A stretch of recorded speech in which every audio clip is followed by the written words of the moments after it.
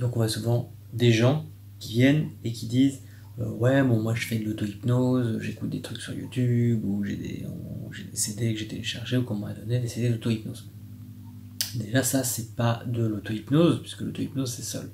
C'est quelque chose qu'on va faire tout seul, en autonomie.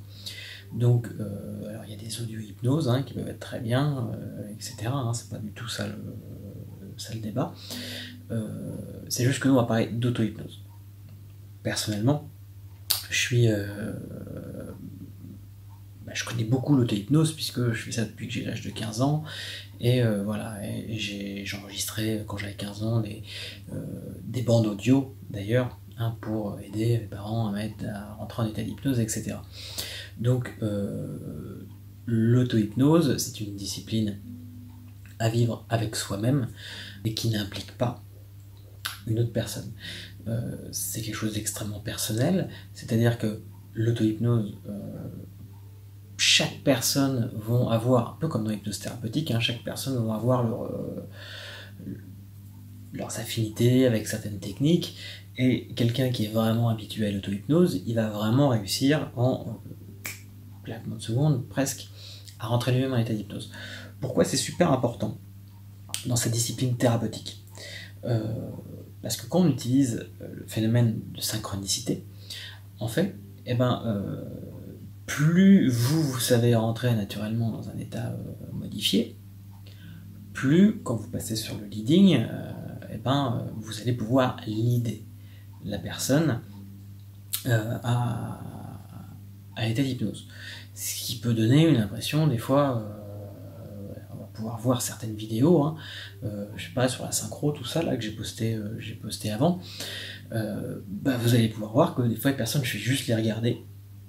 On a l'impression que tout se passe dans le regard, mais en fait pas du tout.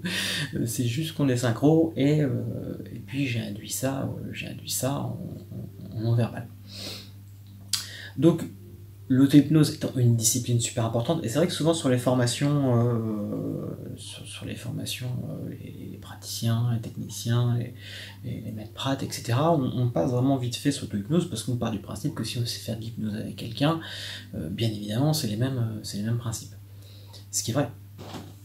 Sauf que c'est pas facile soi-même de se dire je vais me faire une transformation hypnotique intérieure, donc là je vais imaginer rentrer en état d'hypnose, imaginer descendre des escaliers par exemple, ou me faire une induction X et Y. Et pourtant, c'est un peu comme ça que ça se passe au départ.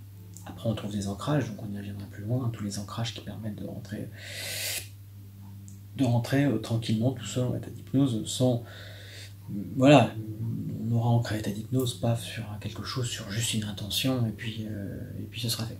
Donc l'auto-hypnose, on va vraiment passer du temps dessus, on va passer...